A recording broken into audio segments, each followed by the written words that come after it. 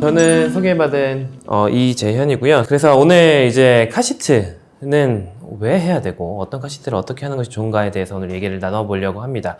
근데 제가 개인적으로 이 사이벡스와 협업을 하면서 이런 강연 자리 그리고 이런 안전을 좀 강조하는 자리를 좀 많이 하고 싶다라고 많이 이야기를 했어요.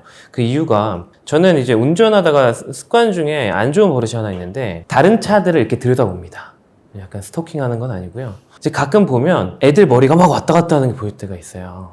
그러니까 카시트에 앉히지 않는 거죠. 그런 집들이 생각보다 많고 하물며 이제 창밖으로 고개를 내밀고 다니는 아이들을 보면서 정말 서학과 있어서 아찔한 생각을 많이 하고 있습니다. 이렇게 카시트가 굉장히 중요한데 신생아 때는 또 많이 하시거든요. 근데 어느 순간 아이가 카시트 거부하기 시작하고 고집 피우기 시작하면은 잘 안 앉히게 되는 것도 사실이에요. 운전을 할 때 보통 동네 가까운 데 이제 운전해서 가다 보면 그 아이들 카시트에 안 앉힐 때가 있어요. 애기 안고 가기도 하고 뭐 그렇단 말이죠. 근데 우리가 동네 보통 시내에서 주행할 때 시속 제한이 한 시속 50km 정도 되잖아요.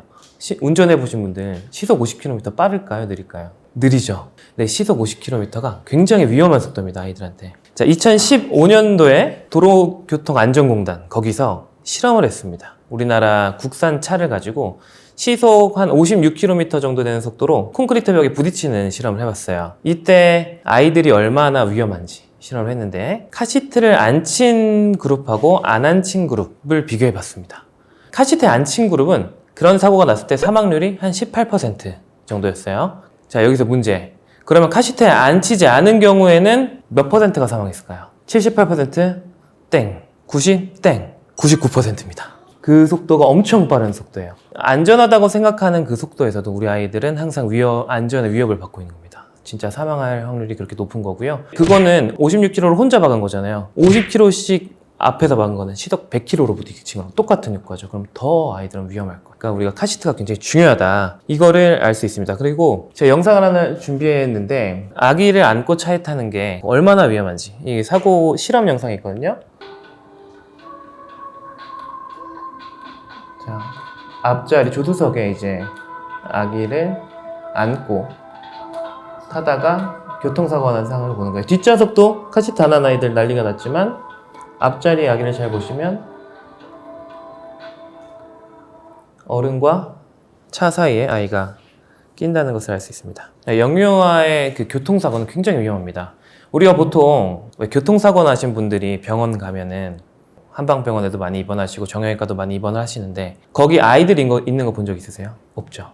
거기 애기들이 없는 이유는 애기들이 탄 차가 사고가 많이 안 나는 것도 있지만 애기들이 사고 나면 그런 병원에 누워있지 못해요. 치사율이 2.5배나 더 높습니다. 정말 사망을 하거나 정말 큰 부상을 입어서 중환자실에 누워있거나 대학병원에 입원해야 되는 경우가 대부분이에요.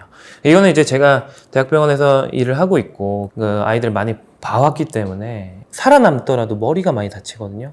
팔다리 다친 거는 어떻게든 극복을 잘 해요. 머리 다쳐서. 거기에 장애가 남으면 진짜 무섭습니다. 평생 온 가족이 힘들어야 되는 문제이기 때문에 우리 사회가 함께 이 문제를 좀 줄이기 위한 고민을 해야 되는 문제라고 할 수 있어요. 이것 이외에도 카시트에 아이들을 앉혀야 되는 이유들과 카시트가 있다고 또 다 무조건 안전한 건 아니거든요. 그래서 어떻게 카시트에 앉히는 것이 중요한지 이런 것들에 대해서 한번 이야기 나눠보려고 합니다. 아이들이 교통사고에 취약한 이유는 이제 아이들의 신체 구조가 어른과 다르기 때문이에요. 그러니까 물론 아이들이 되게 약하죠. 연약하죠. 그런 것 때문에 똑같이 다쳐도 크게 다치는 게 있지만 서학과 교과서 가장 첫 문장에 이런 말이 있습니다. 아이는 작은 어른이 아니다. 이제 어른과 아이는 신체 구조가 굉장히 달라요. 이건 이제 만약에 아이와 어른들이 똑같은 키라면 비율이 어떨까를 늘려놓은 거예요. 아이를 조금 확대를 시켜놓은 거죠. 근데 보통 평균적으로는 7등신 정도 된다. 근데 아이는 세보면 4등신 정도 됩니다. 온 몸에서 머리가 차지하는 비율이 너무 커요. 그러니까 저 약한 몸으로 그 큰 머리를 지탱하려다 보니까 뭔가 흔들림이 있고 할 때 머리가 다치기 쉬운 겁니다. 또 하나, 이 척추뼈 있죠. 목뼈, 허리뼈 이런 걸 이루는 척추뼈의 모습이 그리고 구성이 어른과 아이는 다릅니다. 왼쪽이 아기 거예요. 오른쪽이 이제 어른입니다. 보면 척추뼈가 아기 거는 좀 평평해요. 어른 거는 뭔가 견고해 보이죠. 그러니까 이게 뭔가 꺾이고 이런 부상에 있어서 이 뼈가 버텨줄 수 있는 구조가 아기들은 약해요. 그리고 뼈의 구성도 조금 다른 게 파란색은 연골입니다. 그러니까 물렁뼈예요. 애기들은 물렁뼈가 많아요. 모든 뼈는 자랄 때 물렁뼈부터 생기고 뼈가 자라나기 때문에 척추뼈도 물렁뼈가 대부분 많습니다. 그리고 어른은 근데 단단한 뼈로 돼 있죠. 뭔가 뼈가 동글동글하고 예뻐요. 예쁜데 다치기 쉬워요. 그리고 이 뼈뿐만 아니라 그 옆에 붙어 있는 근육과 인대의 힘도 당연히 어른이 훨씬 강합니다. 그래서 똑같은 사고가 났을 때에도 아이들은 더 충격을 받을 수밖에 없어요. 그래서 이런 우리의 눈에 보이지 않는 신체 구조의 차이도 굉장히 중요하다. 이걸 알 수 있습니다. 근데 이제 또 문제는 제가 요즘 굉장히 많이 강조하고 다니는 게 영아돌연사 증후군인데 이 아이들이 앉아있는 자세 때문에 영아돌연사 증후군이 굉장히 높아질 수 있어요. 영아돌연사 증후군이라는 건 뭐냐면 만 1살이 안 된 아이들이 보통 이제 수면 중에 갑자기 사망하는 거예요. 갑자기 사망을 했는데 부검을 해도 원인이 안 나오고 검사해도 뭐가 안 나와요. 왜 죽었는지 잘 모르겠어요. 그래서 돌연사예요. 이게 영아 사망 원인의 3위입니다. 이게 어떤 통계가 있냐면 2018년도부터 2022년도까지 우리나라에서 275명의 아이가 영아돌연사 증후군으로 사망했어요. 이게 많은지 적은지 좀 헷갈리시죠? 일주일에 1명이 넘는 아기가 영아돌연사 증후군으로 사망하고 있는 거예요. 아이들이 기도가 좁고 기도를 유지하는 어떤 연골이나 근육의 구조가 약해서 어떤 자세가 조금 흐트러지면 이것 때문에 사망을 하는구나, 이렇게 원인을 전문가들이 생각을 하고 있는 게 가장 큽니다.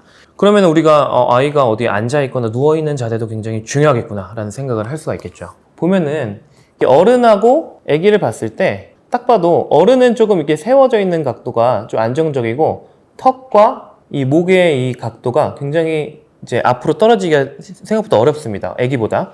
아기는 보면 뒤통수가 엄청 튀어나와 있어요. 그러니까 뭔가 조금만 불편하면 앞으로 쏟아지겠죠? 그리고 이 각도를 이루는 것도 30도로 굉장히 예각이에요. 그러니까 뭔가 애초에 아기들은 목이 더 잘 떨어진다. 거기다가 아기들은 목을 가누는 힘도 특히 돌 전에는 잘 없다.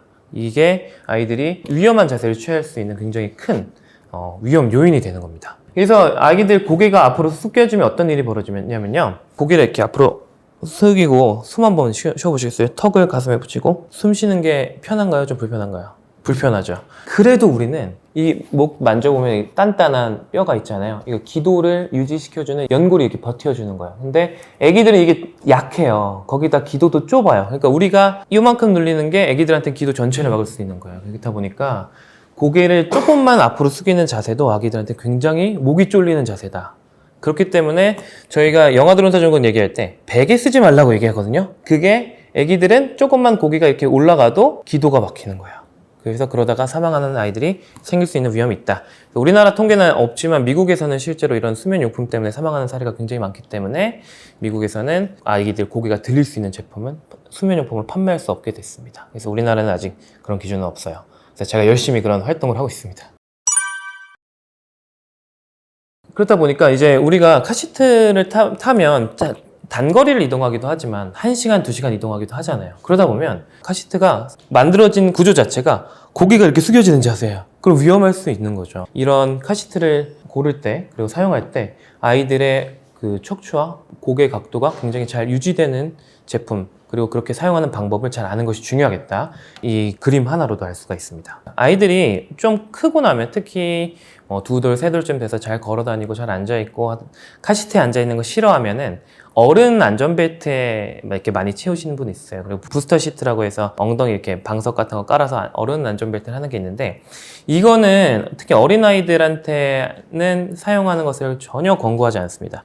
왜냐하면 이제 카시트라는 게 사고가 났을 때 뭐 당연히 안전벨트가 이렇게 잡아주는 역할을 할 수는 있지만 이것 위에도 굉장히 많은 보호를 해주는 게 카시트거든요. 근데 그런 기능들이 안전벨트에는 없고 이제 아이들이 안전벨트를 사용하는 가장 큰 위험 중에 하나는 의외로 이 안전벨트 구조 자체에 있습니다. 안전벨트가 이렇게 옆에서 사선으로 내려오잖아요. 그러면 보통 이게 어디에 오냐면 높이가 아이들 얼굴이나 목에 와요. 아이들 얼굴이나 목이 오는데 이 병원에 있을 때 중환자실에 있는 환자 중에 그런 사례를 봤는데 교통사고가 나서 온 거예요. 근데 그렇게 큰 사고가 아니었는데 엄마 아빠는 말짱하고 아기만 중환자실에 왔어요. 목뼈가 부러져서 안전벨트를 했는데 목에 걸렸는데 이제 그냥 한 거죠. 이제 카시트에 앉히지 않고 그러다가 사고가 났는데 충격 때문에 목을 졸르면서 목뼈가 확 부러진 거예요. 그렇게 되면 이제 사지마비가 오게 되는 거죠. 평생 누워서 지내야 되는 아이가 된 건데 그런 원인도 있고요. 이거를 뭐 부스터 시트를 사용해서 높이 앉혀가지고 높이를 맞췄다, 이게 쇄골 라인에 맞췄다라고 하더라도 문제는 애들이 보통 사용하는 5점씩 안전벨트는 5가지 이렇게 줄이 모여서 이렇게 아이들을 잡거든요. 그럼 그만큼 똑같은 충격이 왔을 때 5군데로 충격을 분산시켜요. 근데 이거는 2군데로 분산을 시키다 보니까 진짜 실제로 안전벨트하고 그 교통사고 나서 온 애들 보면은 이렇게 멍이 들어있는 경우가 되게 많습니다. 단순히 멍이 아니라요, 이쪽에는 내장 파열이 있고요, 이쪽에는 쇄골 풀어지고요, 반대로 오는 경우에는 여기 간이 있어서 간 찢어진 아이들도 있고 굉장히 위험합니다. 그리고 또 문제가 하체를 잘 못 잡아줘요. 그래서 아이들이 이 밑으로 쑥 빠져서 나와서 다치는 경우도 있어요. 그렇기 때문에 이 안전벨트는 권장하지 않는다. 또 한 가지, 이렇게 아기 안고 가는 거. 아까 영상 보셨죠? 저는 뭐 어떤 표현을 하냐면요, 이렇게 안고 가다가 사고 나면 아기가 엄마의 에어백이 되는 거예요. 엄마는 좀 안전할 수 있는데 아기는 꽝 부딪혀서 엄마랑 차 사이에 껴서 다칠 수가 있는 거고, 또 하나 문제는 내가 사고 나면 아기 꽉 잡을 수 있을 것 같잖아요. 근데 이게 수백 킬로그램 정도의 힘이 순식간에 나타나거든요. 그럴 때 그러면 아기를 잡을 수가 없어요. 그럼 아기가 튕겨나갑니다. 근데 이제 자동차 사고가 났을 때 사람이 어떻게 제일 많이 사망하냐면, 튕겨나가면서 앞유리에 머리를 부딪히거나 차 밖으로 튕겨나갈 때 되게 사망을 많이 해요. 그런데 아기들이 그런 위험에 처해질 수 있기 때문에 안고 가는 거는 위험하고, 그래서 이제 짧은 거리라도 아까 말씀드렸잖아요, 시속 50km만 되더라도 사고가 났을 때 굉장히 아이들은 사망할 위험이 높기 때문에 아기를 안고 이동하는 건 피하셔야 됩니다.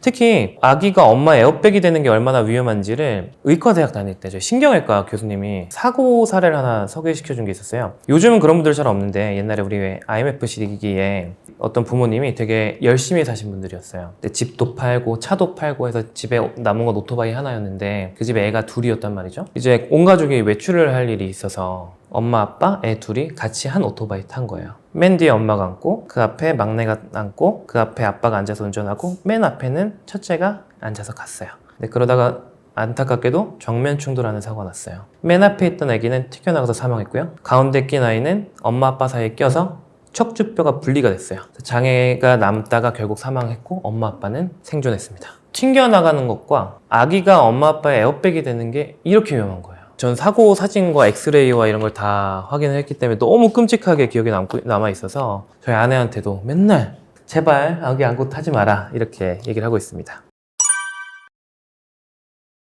그 다음에 이제 또 잘 안 지켜지는 거, 후방보기입니다. 후방보기는 여러 가지 이유로 잘 안 지켜져요. 신생아들 주로 뒤보기 하는 게 후방보기 카시트입니다. 이게 굉장히 중요한데 왜 그러는지 영상으로 일단 보여드리겠습니다. 왼쪽이 뒤보기고요, 오른쪽이 앞보기인데 정면 충돌했을 때 앞보기라면 아기가 저렇게 접혀요. 교통사고 중에 굉장히 많은 부분이 정면 충돌로 일어나기 때문에, 정면 충돌이 아니고 추돌 사고라고 하더라도 결국 우리 차가 앞으로 가다가 멈추는 작용을 한단 말이에요. 그래서 뒤에서 우리를 박았더라도 결국 멈추기 때문에 흔들리다가 몸이 저렇게 접히는 경우가 많고, 후방보기라는 게 굉장히 좋은데 그 장점이 뭐가 있냐면요, 일단 아까 보셨다시피 아기가 앞으로 튕겨나가는 거를 막아주죠. 그리고 등받이랑 이 헤드레스트에 충격이 완화가 됩니다. 우리가 항상 중요하게 생각하는 거, 생존과 장애 유무에 굉장히 중요한 머리와 목을 보호할 수가 있어요. 아까 보셨다시피 애가 앞으로 접히죠. 그러면 털이 나갈 수 있고요, 신경이 나가는 걸 얘기하는 거예요. 장애가 남을 수 있는 거고, 머리도 완전 쏠리기 때문에 굉장히 위험할 수 있겠죠. 후방보기를 보통 그만두시게 되는 이유 중에 하나가 애기 멀미 날까봐 잘 안 하세요. 연구를 해보니까 뒤보기 카시트를 한다고 아이들이 멀미가 그렇게 더 늘어나지 않았어요. 근데 그 이유 중에 하나가 뭐가 있냐면, 아이들이 태어나자마자 멀미를 느끼지 않아요. 멀미라는 거는 우리의 이제 균형 감각을 이루는 세방고리관이라는 게 귀에 있어요. 이게 회전 감각, 이걸 포함해서 전정기관이라고 하는 게 있는데, 그게 균형 감각과 위치 감각, 속도, 가속도, 멈추는 거, 움직이는 거를 판단하는 건데, 우리가 자동차를 타고 가다 보면 우리의 몸은 움직이고 계속 떨림을 느끼고 있는데, 만약에 책을 보고 있다, 핸드폰을 보고 있다 하면 눈은 정지되어 있다고 생각하고 귀는 움직이고 있다고 생각하니까 뇌가 혼란스러워서 어지럽고 토하는 거예요. 아이들이 멀미가 일어날 정도로 전정기관, 그러니까 균형 감각이 발달하는 나이가 만 2살은 돼야 됩니다. 그러니까 만 2살 이전에는 사실 멀미 자체가 거의 없는 거예요. 뒤보기 카시트를 언제까지 하라고 하냐, 보통 뭐 WHO나 미국 소아과학회나 기관이나 아니면 한국 소아과학회 이런 데서도 보통은 적어도 한 15개월, 2돌까지는 뒤보기를 해라. 그게 아이들 구조상 안전하다. 라는 걸 그렇게 얘기를 하고, 대신 고려해야 되는 거는 애가 좀 키가 커. 그래서 다리가 너무 길어서, 그리고 차가 좀 작아. 그래가지고 애가 다리가 너무 불편해. 그러면은 조금 더 돌려볼 수 있지만 보통 내 15개월까지는 그런 일 잘 없고요. 만 2살 정도 됐을 때 아이들이 좀 불편해할 때, 그리고 아이가 충분히 컸다고 생각되면 그때 앞보기로 돌려주면 되겠습니다. 그렇게 말씀을 하지만 이게 사실 이렇게 체계적으로 교육을 해주는 데가 잘 없어요. 소아과 의사 입장에서는 단순한 권장사항이 아니라 꼭 지켜야 되는 안전수칙이다, 이렇게 생각을 하고 있습니다.